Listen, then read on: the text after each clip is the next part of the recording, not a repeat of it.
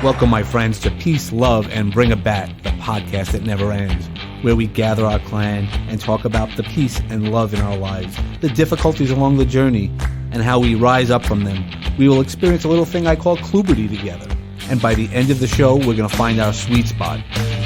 I'm Uncle Dave, and our transformation starts right here. Hey now, and how are you doing? Want to welcome you to the next episode of Peace, Love, and Bring a Bat. Today we have an amazing doctor coming on who's going to talk to us about stress, talked about that it's not really part of us, it's actually outside of us. So I can't wait to hear Dr. Mort Orman. How you doing, Dr. Mort? I'm fine, David. Thanks for having me on your show. Yeah, no, we've talked about it for a while, and also the stress reducing part of life is something I'm very passionate about as well. So I'd love to hear about, guess how you got here. You know, I know you were a doctor for an internist, not like just a doctor, but how'd you get here to this stress reducing part of your life? Well, I mean, I got here through medicine. I mean, through being a doctor. I obviously saw a lot of the impacts of stress on my patients. When you follow people, I was in practice 23 years, so when you follow people through a continuum of time, you see things that happen to them, and they tell you their life stories and their problems, their difficulties. So you see people carrying around lots of stress for years and years and years, and ultimately it ends up, landing them in the hospital or having a heart attack or a stroke or some other disease, or if they don't get sick, they may get divorced or become addicted to certain substances. So you just see all this. You just see all this destruction and pain and suffering that people go through, some of which is related to stress. So, and then as being a doctor puts you in a high stress profession. Sure. So, and even before I went to medical school, I had a lot of anxiety and stress in high school and in college. It got worse in medical school and in my medical training. So I was struggling with my own stress. And then also I'm in a position where I'm supposed to be able to help my patients. I didn't know how to help myself, so I really couldn't help my patients. But so everywhere you turn, you just see the impact of stress. And at that time in my life, I really didn't have any skill in being able to do anything about it. So that's where I started from. There was always the motivation, the desire to figure it all out, because I never could for my own anxieties and anger issues and relationship conflicts that I was having. I kept trying to solve them and get rid of them, get free of them, and didn't matter what I tried, just nothing worked. So, I was just up against the wall all the time, and which was very unusual for me because I was used to being successful at anything I really put my mind to. I played a lot of sports as a kid. I was successful in sports. I figured out how to become a good student academically. All the challenges that I had come up against in my early life, I usually could figure out how to win, but not with stress. Stress kept slapping me down every time I tried.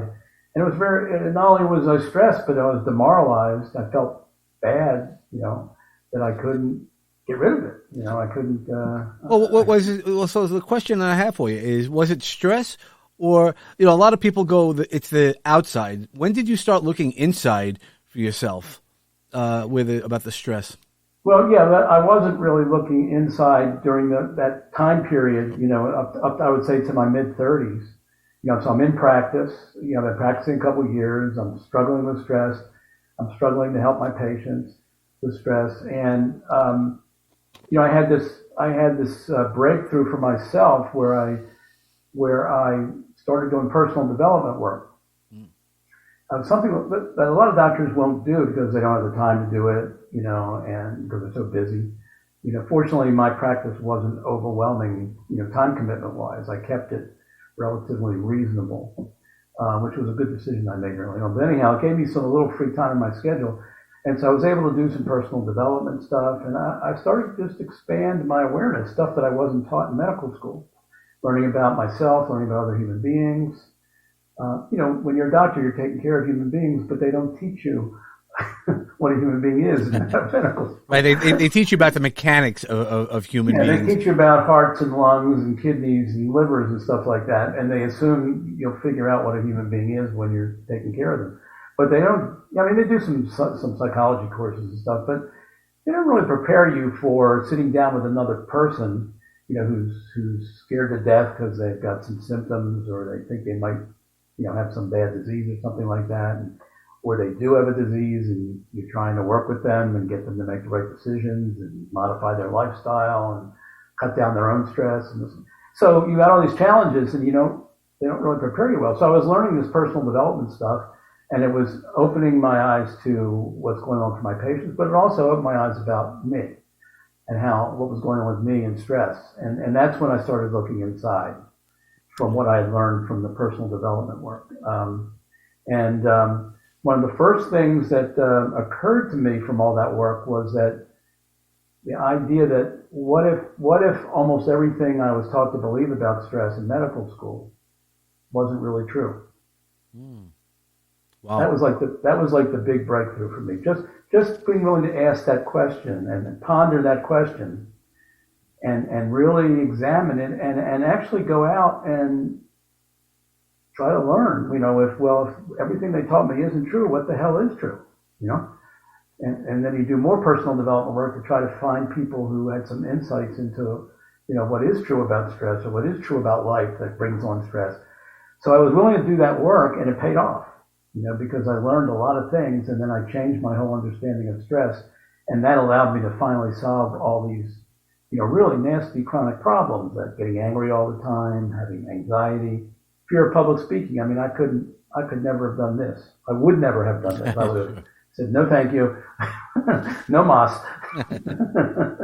It would be too anxiety producing for me to do an interview like this or to go on stage and speak to somebody.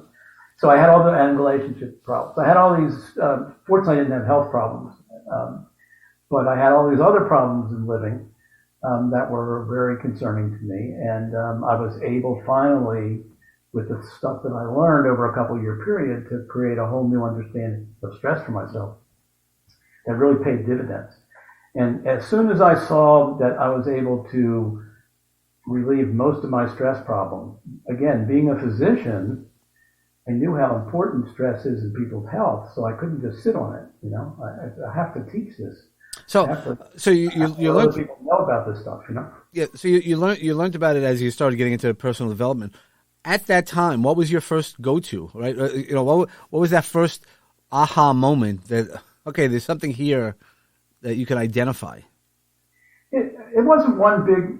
I did a lot of these different personal development courses and seminars, and read books and all that kind of stuff. So it wasn't one big, big bang kind of a thing. It was a series of little things that accumulated over time where I think the big breakthrough was being willing to admit how wrong I was about so many things that I thought I was right about. You're trained as a doctor to be right. Yep. We don't think about being wrong. Matter of fact, it's taboo, pretty much to contemplate being wrong because you've got to be right all the time. People's lives are at stake. So that that it was so ingrained in me over 7 years of constant training. Be right, be right, be right, be right, and never be wrong. And there was see no value in being wrong. That was like the worst thing you could do as a doctor is be wrong, make the wrong diagnosis, prescribe the wrong treatment, write the wrong prescription, whatever, So for me to be willing to go through all that conditioning, which is good for being a physician, it works for being a physician. Sure. But in your personal life, if you really want to have breakthroughs in areas where you're not succeeding where you want to, you've got to start realizing you're probably wrong about stuff. And I wasn't able to do that until my mid-30s. And from all this personal development exposure, where I kept bumping into things that I thought I knew, but I didn't. And then and that's usually the biggest challenge. When you said it, that's why I was writing down. Because most people feel the need to be more right, and then to accept that part. Because that's a really strong part to say, hey, even though I've been doing it for a while, there might be a better way to do it, or that I just did it wrong. Or that some things that I really strongly believe, or I've been taught to believe in, and I have collected evidence for, to reinforce my belief. What if they're wrong? Right. So that whole question, that started my whole process. What if everything I was taught about stress was wrong? and then be willing to hang in there with that thought and explore it, was the same thing I had to do over and over again. What if I'm wrong about relationships? What if I'm wrong about anger? What if I'm wrong about public speaking fear? It turns out I was wrong about all those things. I didn't know it at the time. So but that opened the door. That opened the door for me to have some new insights and breakthroughs. What were you wrong about regarding stress or anger? Well, so one of the funny things when I look back on it, it's funny. It wasn't so funny when it happened, but I took up tennis when I was in my late 20s. I think it was my third year of residency. And I took up tennis. I joined a racket club, and I started taking lessons from a really good pro at the club. And I learned how to play tennis really well. But that was like a curse, because then I started to get angry every time I missed a shot that I thought I should have made, or I lost a point I thought I should have won. And I would just be storming around the tennis court. I'd be cursing up a storm. I'd be smashing my racket against, things and disturbing people on the courts next to me. And I was very much like John McEnroe. If you ever saw John McEnroe. I do. Yeah, I'm very familiar. I'm at that age. Yes, I remember him well. At that time, he was in his heyday, so he's on TV all the time, and you see him, going off on the tennis. I was very much like him, and I couldn't control it. I couldn't do anything about it. I didn't like it, but it just, I didn't feel I had any control. I kept trying things, it didn't work. So one of the things I was wrong about is I didn't understand anger. I didn't understand what causes anger in a human being. I didn't know the internal causes. I missed the shot, somebody said something, somebody looked at me the wrong way, somebody didn't follow my advice as a patient. I could see all the external stuff, but I didn't know the internal mechanism that produces anger, how you're thinking, how you're behaving. I was completely blind to all of that. And once I saw that, once I understood what that was, man, that just really opened the door. Because then every time I got angry, I knew where it was coming from. I knew how I was thinking, and I could step in and say, and I can examine that, and I'd say, is it true? Mm-hmm. Is what I'm seeing, is what I'm feeling, is what I'm perceiving or assuming, are they true? And a lot of times when you dig in, once you know what the question, when you dig in, you find, oh, wait a second, that was just some automatic perception I had, just knee-jerk perception. When I really think about it, yep, it probably wasn't true, And then the minute you realize it wasn't true, and if it's driving the anger just goes away.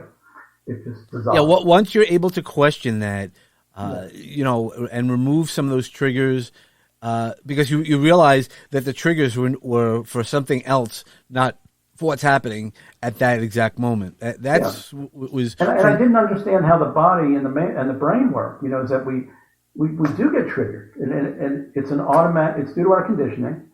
So we've been conditioned throughout our life, however we have been, mm-hmm. and to see things certain ways, and think about things certain ways, react certain ways. So somebody will get triggered. These internal thoughts automatically occur. Our body and mind and brain believe them to be true. And anger ensues, and that's the mechanism, and it's just so knee-jerk, it's so automatic, and the structure of it has a lot of flaws that we don't see when it's happening. It happens so fast and so automatically. Well, that's the biggest challenge is that it often, especially with anger, it happens so quickly that you don't realize some of the triggers. Like for me. If you pointed at me, because I had some experiences when I was younger that used to set me off. Yeah. And once I found out that was a trigger, and I'm talking to some friends, and they're like, oh, yeah, we knew that. I'm like, dude, nobody told me anything. And sometimes other people can see it, and we can't because it's that forest from the tree type of mentality. And once I did it, now you can point at me. I could recognize it, but I'm like, all right, no big deal. That's the powerful part of the next step that I'd like to talk to you about is how do you remove these stresses or anger or anxiety that we find within ourselves once we're open to that? Well, once you understand that a lot of it is self-generated, you can't remove the triggers. Life's going to happen. People are going to point at you. People are going to do what they do. They're going to say what they say. You can't stop that. Okay? Right. And to a large degree, you can't keep yourself from having that knee-jerk reaction initially. See, I look at it that you can't stop people from pointing at you, like in my instance, like Right. that you can't do, but Right. I can take away my ability to react poorly because of that. Yes, and in the beginning, you won't be able to stop it right away. So in the beginning, what's going to happen is you're going to get triggered, you're going to react, and then after you react, you can then look at it or realize, hey, I reacted for a really stupid reason or whatever, so I'm not going to keep going with that reaction. I'm going to short circuit it right here because now I understand. And so that's what happened for me in the beginning. The first couple of years, I had to work at it, and then eventually, these same triggers just stopped bothering me. Because I'd done it so many times. I'd gone through the process of, well, this is BS and this is BS. It's like once you've done that 1,000 times, the 1,001st time it happens, you just like, well, it doesn't even, you don't get the reaction anymore. Right. Yeah. So it was like that. Yeah, it's that rewiring or optimizing your brain and the way that we react. That's huge. Reconditioning your body and your brain, to react differently. Yeah. So, what brings you peace and joy now? When we're talking about peace, love, and bringing a bat, obviously not, when we bring a bat, we're just talking about boundaries. But what brings you peace and love right now as you're finding people and you're working with people on stress reduction and anxiety reduction? Yeah, well, I feel like I've really been blessed because, like I said, when to my mid-30s, I'm 74 now. So in my mid-30s, I was just a bag of stress. I was just really had a lot of problems. And since I discovered these insights that I kind of built them into a system that I use for getting at the root causes of any kind of stressful problem that I could be struggling with. So whether it's anger or anxiety or fear of public speaking or relationship problems or the stress of being a doctor or COVID, some crazy thing happens, whatever. So I have that system that I use now. And I've been using it for 40 years, very successfully. So I've had very little, people won't believe this, but I've had very little stress over the last 40 years. And I've been in very high pressure situations. I worked in a corporate job for 15 years where people were dropping like flies from the stress. I thrived in that environment. I had a great time during those 15 years. I had fun all the time. I enjoyed going to work. And other people just were really getting stressed out by the whole thing. So I've been very blessed to have led a low stress life for the last 40 years, despite being in very high stress circumstances that cause a lot of difficulties for people. And so I've had a lot of peace over those 40 years, and I've helped a lot of other people, gain more peace in their life and help them with their, not only with their emotions but with their relationships. And that is very satisfying to work with people to help them become winners at whatever they're trying to win at in life, just like I finally became a winner in dealing with stress and a winner in dealing with my anger and a winner in dealing with relationships. My wife and I just celebrated our 38th wedding anniversary. I even use that same system to become a winner at playing backgammon. It's like crazy. But so you can use that same system for anything you're struggling with and not being successful at. If you have the innate ability to be good at it, which most of us do, it's just a matter of unlocking the keys, to get at that inner talent that we all have, the capabilities that we all have that a lot of times go wasted. Could you explain to us a little bit about like a 30,000 foot? Obviously, when working individually, there's a lot of different nuances and things like that. But Sure. Could you explain to us a little bit about on a 30,000 foot level what your process is? Yeah, well, what you have to understand is the process came from a total revamping of my understanding of stress, taking everything that most people currently believe is true about stress today and turning it on its head and finding out what really is true about stress. So it starts with realizing that stress is not a thing. It's not like a disease. It's not a condition. It's a word. It's basically a term that some guy invented in the 1940s named Hans Selye. Did you know before 1940, nobody ever suffered from stress? I did not know that. The word wasn't in use before 1940. So everybody who went through and fought in World War I, not a single one of those soldiers ever had stress on the battlefield. Okay? Or if their buddy next to them, got blown to smithereens. They had difficulties, but they didn't have this word stress to talk about it. Okay? So it turns out stress is just a word that we use to stand for problems that we're having in life. Problems that are making us feel bad or interfering with our happiness or our success or whatever, okay, whatever we want to do. Mm-hmm. And so when you and I say we're stressed, we're not really suffering from stress, we're suffering from problems. Mm. So the first thing I had to do was try to get this word stress out of my mind. And the worst thing you can do is ask yourself the question, how can I deal with my stress? Because the minute you do that, you're chasing a unicorn. Sure, right. Because if it's not there, it's the challenges that are coming up to you that you need to overcome. Right. It's the challenges and problems you're having. Now, those are real. Those are not just words. Okay. So stress is a word. Appendicitis is also a word, but it's a word for a real thing. If you've got appendicitis, you don't want to blow the word off and say, oh, it's just a word. No, it's a real problem. Well, stress is not. You're much better off when you say you have stress, I'm going to throw that word out. I'm going to rename it problems. And then go searching for, now get clear. What are the problems I'm having in my life? And then the next question is, where are those problems coming from? But you can't do that when you're in the stress management mindset, because the stress management industry teaches us to take all of our problems in life, dump them all together in one basket, label that basket stress, and then ask ourselves, how can I deal with my stress? Mm. And that's a losing proposition. But that's what everybody's been taught to do. It's literally the emperor has no clothes, circa 2022. Okay. And for the last 4 decades or more, it's crazy talk if you really think about it and look at it. So I had to get rid of the word stress, focus on my problems. And then you got to get at the causes. And you were talking about the causes of our problems in life always are not just the external stuff, but it's external plus internal. Mm-hmm. It's always the equation. But we're blind to the internal. All we see is the external. And all that gets reinforced by all the institutions and all the media and all the attention, it all goes to the external, as if the internal isn't even playing a role. So again, it makes us blind to what's really going on. We'll be back in a moment.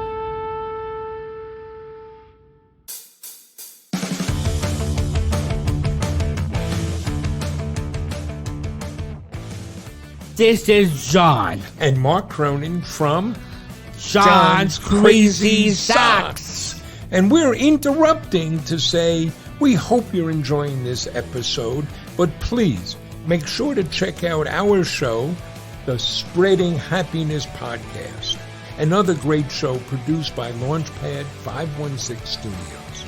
New episodes are available every week on all your favorite podcast platforms. Join us on our new podcast as we continue our mission, spreading happiness. Thank you, folks. You're listening to Peace, Love, and Bring It Back with me, Uncle Dave Shemetsky. That's the scariest part, right? The monsters under our bed are not as scary as the monsters in our head. I say this all the time because that's the stuff that, we might know what the monster is. We might not want to say those things. We might not want to deal with those things. So using just another word, anxiety, is that what causes us anxiety? Or is anxiety much like just how we're handling the stress, that the problems that we have?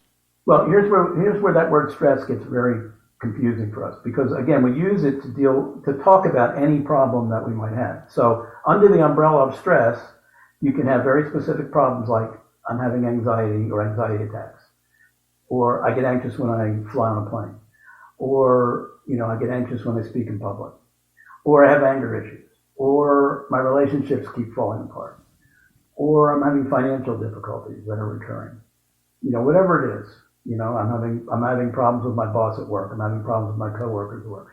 We use the same term. So anxiety is a real thing. Anger is a real thing. Relationship conflicts are real things. People get divorced. That's a real thing. Okay. So those are all real issues. Mm-hmm. So you have to look at anxiety and say, what's causing anxiety? Well, it's the way we think most of the time, If you think there's a monster under your bed, whether there's one there or not, you're going to be anxious. Right. One example I give is, if you go to your bedroom one night and a friend is pulling a prank on you and puts a very realistic looking plastic spider on your pillow, when you approach your bed, you're going to get frightened, like a tarantula or something like that, but it's made of plastic. You're going to get scared. You're going to get scared out of your boots, And why did that happen? Because you perceived it in a way that produced anxiety. The reality is, it's not going to hurt you. It's a plastic spider, but the reality isn't what causes our anxiety. It's reality has nothing to do with the symptoms. Sometimes because I've used the extreme example. If you're in a bank robbery and you were holding the pen at that moment, you might now, the next time you hold a pen in a completely different circumstance would trigger that memory, and then you get anxious to, we don't know what, that's why when you mentioned about flying, I know I've worked with a bunch of people who had that anxiety, and a lot of that was because of their being held down as a child, and in a loving way, even in a couple of the cases. If your mom holds you too tight in a car, you and I are old enough where we didn't always use seatbelts for everything. Yep. But it's all those things, how we trigger. And they can condition us to react in certain circumstances with thoughts that are anxiety producing or anger producing or sadness producing, however it is, Mm-hmm. and that's where a lot of that stuff comes from. Now, if you're crossing the street and an 18-wheeler is coming at you at 60 miles an hour, you want to be anxious. You want to pull back. Sure. So sometimes reality is real. Well, it's an inescapability moment. That's the often the triggering piece, that when you feel that you're not able to escape where you were in a case that was unsafe. Even with the plastic spider, you felt fearful for it. Nobody could take that away from you until you're able to remove those pieces. But let me tell you how that plays out with a very common fear, which is public speaking fear, which millions and millions of people have. And sometimes they rate it as the top fear that they can imagine having, and they experience it that way. And I had that same thing. My first speaking opportunity was, I was in the first grade, and we had this big assembly where we had practiced, we each had a paragraph in a story we had to memorize. Okay. And then at the day of the assembly, all the students from the school were there, and our parents were invited. A huge room, we were in, auditorium, and they put us up on the stage like the Rockettes, in a line. And one by one, we came up to this microphone, which was sitting in the center of the stage, and we recited our paragraph. Well, I had memorized my paragraph backwards and forwards. I knew it like the back of my hand, And I was like 6 or 8 from the end of the line, and everybody did a great job. And when I came up to the microphone and I looked out at that audience, I'd never practiced in front of an audience before. And I looked out at that, and not only that, but in the back, to my surprise, the back of the room was all mirrored. It makes it look that much worse. It looked like there was 10,000. You're right. I was totally unprepared for that, and it just caught me by surprise, and I just blanked. I said, I got the first 2 words out, and I went blank. And all I could do was remember the first 2 words. I kept saying the first 2 words. I was standing there like a deer in the headlights. And finally, the principal came over and, rescued me and put me back in line and said, "Don't worry, we'll give you, when the other people are finished, we'll give you another chance to do your thing." And so everybody finished, and he came up to me and he said, "Would you like to go back?" No. Right. No. Yeah. And from that moment on, I feared public speaking like the worst thing in the world. I did everything I could to avoid it, to not have to do it. And when I had to do it, I was a basket case. And when I was delivering, no matter how I prepared, I was shaking and nervous and trembling. and it was horrible. Okay. And I would be, not sleep well a couple nights before, and then I would feel bad about how I performed a couple days after. It was like a multi-day ordeal. Okay. And I had no insight as to where it was coming from. To me, it was coming from public speaking. To me, my theory was public speaking is inherently a stressful, event. Some people have the public speaking gene and they can do it, and other people like me don't. Okay? And it's just a horrible experience. And so I blamed it all on public speaking. I had no insight that I was playing a role at all. Sure. Okay. But then when I finally started looking inside and started saying, well, how am I making public speaking anxiety producing when maybe it isn't? Maybe public speaking isn't anxiety producing at all. Maybe I'm making it anxiety producing. How would I be doing that? I didn't know. But you know what? I figured it out. And I was doing it in very specific ways. Okay? So one of the first things I did is I assumed that the role of a public speaker is to win the approval of the audience. To get everybody in the audience to like your talk and to like you and to feel good about what you're saying. And that is not the truth about public speaking. That's a very unrealistic goal. There are going to be some people in every audience that are not going to be paying attention, that didn't sleep the night before, that are worried about some sick kid or sick relative, and they're not paying any attention to you, and they could care less about you. Correct. And another thing I thought, and coupled with that was the idea that public speaking is about getting something from the audience. You have to prepare a perfect speech and deliver it perfectly so you can win the approval of the audience. That's also not true about public speaking. Public speaking is about having something of value that you want to share with other people, right, that maybe not everybody will find valuable, but hopefully, a lot of people will. And you just get up and you just share it. You just give it to the audience. And some won't like it. Some will be neutral. Some may even hate it. But there'll be hopefully people that will get value from it.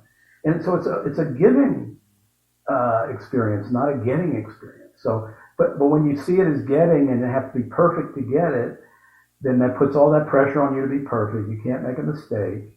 You can't look uncomfortable. You can't be uncomfortable. You can't admit anything, you're experiencing any discomfort or anything. So I had all this stuff going on about public speaking that was crapo, Yeah. And as I dug into it, I said, that's not true about public speaking. That's not. What if I just got out there and just gave something of value to people? How would I feel then? So I did that. I gave some speeches and I tried coming at it in a different way.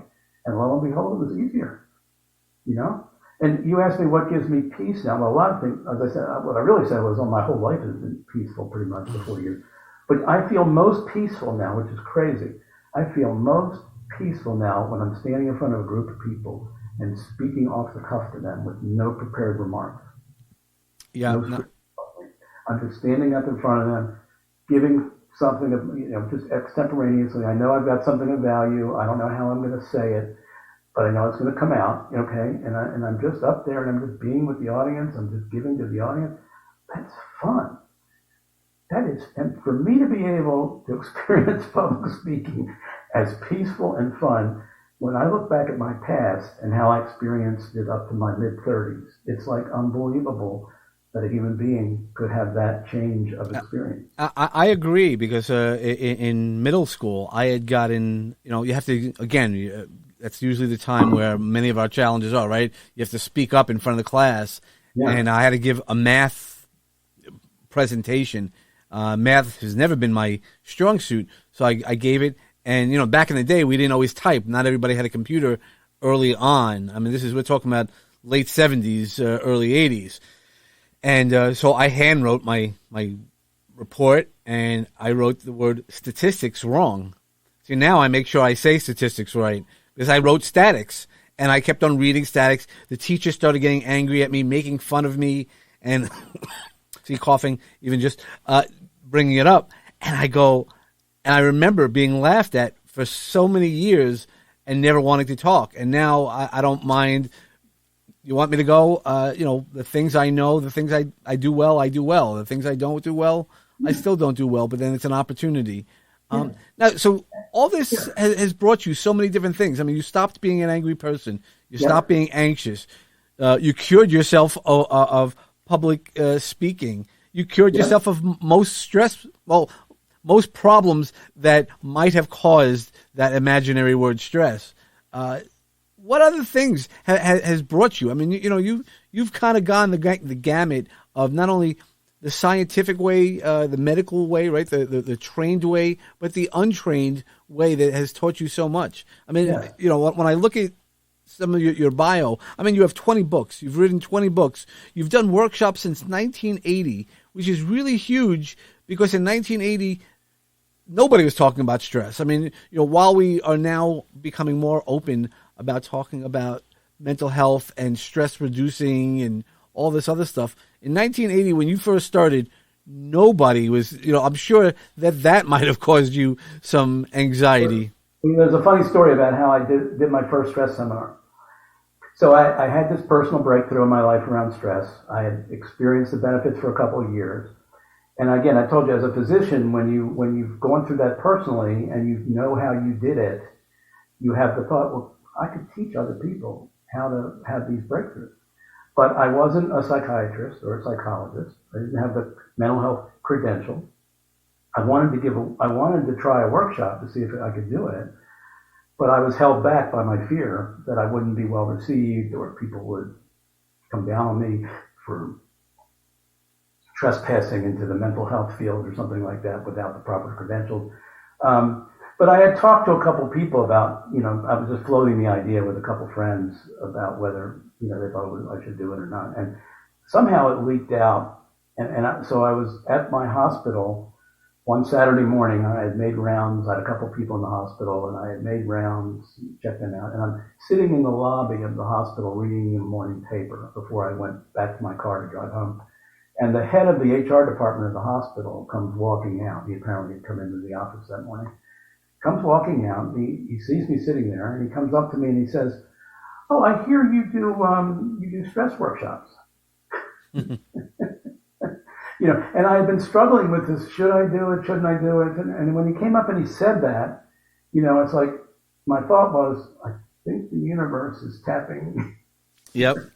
The universe will always bring you to where you need to be. Maybe this is the sign. And so I said yes, even though I had, I knew I had, but I said yes. And I said, well, why do you ask? And he said, well, our employees have asked, for me to put together a stress workshop for them. Would you be interested in doing it? And I said, again, very confidently, I said, absolutely, I would be happy to do it. And he said, great, well, this was Saturday. He said, well, come in Monday morning and we'll talk about the details and all that kind of stuff. So I ran home. I was petrified out of my mind. I called a friend of mine who was a psychologist who did do stress workshops. And I asked him if he would help me do this first one. And we put it together and we led it together. It was mostly my ideas because he was in the stress management area and this was stress elimination training. But anyhow, that's how I got to do my first one. It was very successful. People loved it. And then from that, I was off and running from that point. It was just, kitty bar the door. I was just doing workshops all over the place. But that's how I got my foot in the door when I might have prevented myself from actually discovering that A, I had the ability to teach it, and B, I enjoyed it and people liked it. Well, that's part of the journey of life is taking those opportunities when they're presented to us. Yes. They don't always work out, but a lot of times they do. Now, so I know one of the quotes that we had talked about is it's not only possible, it's not that hard to do. So is that really that easy to reduce your stress or eliminate it? As you said, it's not only management, it's really the elimination of thinking. Well, it's the opposite of management. Right. Not only is it not management, it's the opposite of management. Because stress management, if you look at it, is mainly dealing with symptoms. There are a few stress management techniques that get at causes. For example, if you're really poor at time management and organization, and you take a time management course, which is under the umbrella of stress management techniques or practices, and you get better organized and you have a system for managing your time, well, you've just addressed a root cause of your stress or overwhelm or whatever you were feeling. One of the root causes. But most of the stress management stuff is just toning down the symptoms so you feel better.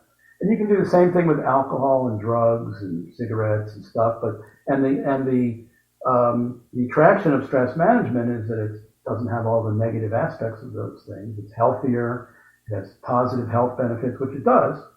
But it's still a symptom-oriented approach.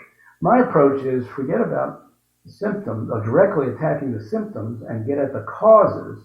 If you can do that, your symptoms will go away. Okay? But get at the causes. That's the best way to deal with any problem we have in life. So when I say stress elimination, I'm talking about getting at root causes. And it turns out those root causes are not that complex. You don't have to be a psychiatrist. You don't have to be a psychologist. There's simple things like good and bad, seeing things in terms of good and bad, or right and wrong, or cause and effect, or having unrealistic expectations, or negative thinking. These are all things that we can observe about ourselves and recognize in ourselves, or like you mentioned earlier, wanting the need to be right all the time, and to be unwilling to consider you might be wrong. That's not hard to understand. It's hard to do for most people. It's not hard to understand that could be an internal cause of stress, failing to ask for help. It's funny. I was just reading a story. In a book of stories. It's about a father and a son are walking through the forest near where they live, and they encountered this big tree branch that had fallen on the road. And it's a young boy with a father, and the young boy says, "Dad, do you think I can move this branch?" And the father says, "Yes, son, I think you can do it if you use all your strength." And so the kid tries to move the log or the branch, and he can't budge it. And he goes back and he says to the dad, he's very disappointed. He says, "Dad, you were wrong. I can't do it." And the father says, "Try again, son." And so he tries again as hard as he can to move it, and he can't budge it. And he goes back to the father and says, "Dad, I told you, I can't do it." And the father says, "Well, son, I told you to use all your strength, and you didn't ask me for help." Always use all of your resources. That's so powerful. Yeah, and that's what we do in life. We go through life, we're reluctant to ask for help. We have too much pride, or we have this thought that's a sign of weakness. When if you go up to any billionaire or any highly, Elon Musk, any highly successful person like even Donald Trump, they'll tell you they ask for help all the time, and they're open to it. They receive it and they act on it sometimes. So this whole mythology we have about it's weak to ask for help or you got to do it yourself, kind of like the American cowboy, independent, Lone Ranger. Yeah, but even then, it's trial and error. That's why the idea of perfection has really caused us a lot more happiness than anything else. Because that's another very common cause of stress in life. Again, not hard to understand. Right. Desire to be perfect. It's just very unrealistic most of the time. And it's not necessary most of the time. Unless you're a brain surgeon. There you might need it, okay? Yeah, right. Or you're shooting, you're sending astronauts up, to the moon or to Mars or whatever. You better be perfect. But even in both of those cases, there's backup, right? Obviously, they even acknowledge that, you try to be perfect, especially brain surgery. But, there's degrees of success, and there's degrees of, rational risk. Yes. To risk well. Yeah. Okay. Now, I know we've taken a lot of your time. Is there any final words that you'd like to share with us in terms of, I always call them the magic garden. What seeds would you continue us to plant and to nurture? Well, the first thing, as I already mentioned, is I would advise everybody listening to this to stop believing that the word stress means something in and of itself, and to always replace it with the word problems whenever they hear it. Just make that little mental flip of the switch. Whenever you hear the word stress, either somebody else say it or you say it to yourself. Just substitute problems, and that'll put you on a much better path if you're willing to follow that path. To getting at the causes. And then the other thing I would want people to think about is, I think one of the biggest myths that we have today is the myth that life is just inherently stressful. that it's not possible to live a low-stress life in today's high-stress, crazy world and be productive and successful in life and be low-stress at the same time. And I've proven that to be a myth. You know, I've had the last 40 years of my life very, very productive, done a lot of great things, like published all those books, did all those workshops, produced all the stuff that I produced in the stress field, worked with all kinds of clients. Very little stress in the process. 15 years in corporate land, very little stress in the process, okay? So it is entirely possible, if you know how to do it, to be low stress in today's world and be very productive and very peaceful and happy at the same time. We let people convince us that it's not possible. And when we believe it's not possible, we won't search for the ways to do it. And there are ways to do it. I teach people how to do it. There's probably a few other people out there that can teach people how to do it, but it is absolutely possible, but you got to believe it first. It's all got to start from you, and that's what I say. You got to not fall prey to the myth, that it can't be done. So, and a good rule of thumb is if people are doing it, it's possible. Yep. Yeah, and that's where we then have to identify the idea that it can't be me. I can't do it. Other people can do it, and then that becomes what we look at. Yeah, it's actually the opposite. If I could do it, there was really nothing special about me at the time I did this, and nothing special about me since. I mean, I just had the good fortune to come up with an idea that I pursued, or a question that I pursued, and I pursued it determinedly, and I happened to get exposure to some good people that helped me pursue it in the right way and understand things I didn't understand. So I had a lot of good fortune along the way, but I was just an average guy, and there's nothing special, nothing that I have that you don't have, or anybody listening to this doesn't have. We can all recognize the need to be right. We can all recognize thinking in terms of good and bad and right and wrong.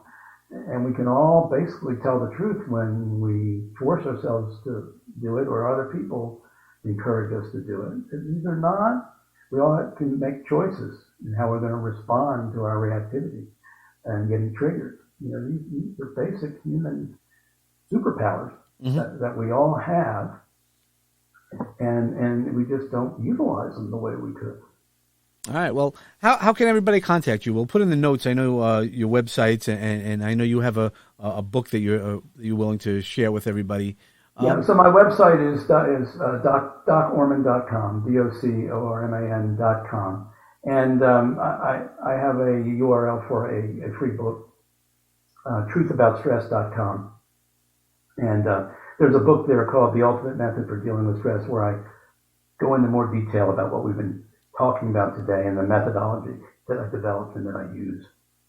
It's a very short book, and you can download it, and you don't have to pay for it on Amazon, where it's for sale right now. But if anybody wants to take advantage of that, can do that. All right. Well, thank you so much for your time, and you brought us some peace and love, and definitely told us that there is no stress in life. It's an imaginary word. There's problems. Right. You didn't say that there weren't, but it's how coping about that, and that's that bring a bat moment, and that bring a bat moment is just knowing your boundaries, starting to take control of yourself, making sure you have the right balance, and knowing what your non-negotiables are. And for everybody, I just hope you find your sweet spot and knock it out of the park. Have a great day. Thanks so much. I'm really glad that you're enjoying our show. Peace, Love, and Bring a Bat is brought to you by Launchpad 516 Studios. Executive produced by David Chemetsky and George Andriopoulos. Music selections by James Grant, Zach Nelson, and James Gaither, and licensed through Storyblock. Sound effects and sponsorship music licensed through Epidemic Sound. Peace, Love, and Bring a Bat is hosted with Podbean. Subscribe to our show wherever podcasts are available. And don't forget to leave us a 5-star review on Apple Podcasts and share with all of your friends. Follow us on Facebook at Peace, Love, and Bring a Bat. Follow me, Uncle Dave Chemetsky, on Facebook, Instagram, LinkedIn, and Clubhouse. You can find all those links and more info at davidchemetsky.com. For show ideas, feedback, guest inquiries, or just a chat, reach out to me at peacelovebringabat@gmail.com. For sponsorship and media inquiries, reach out to Peace Love Bring a Bat at lp516.com. Make sure to follow all the great podcasts produced by Launchpad 516 Studios. Today's journey has come to a close, my friend. I hope the seeds of peace and love continue to grow for each one of you. Remember that peace and love surrounds you and will assist you to rise again. But don't forget to bring a bat for what you believe in. Namaste.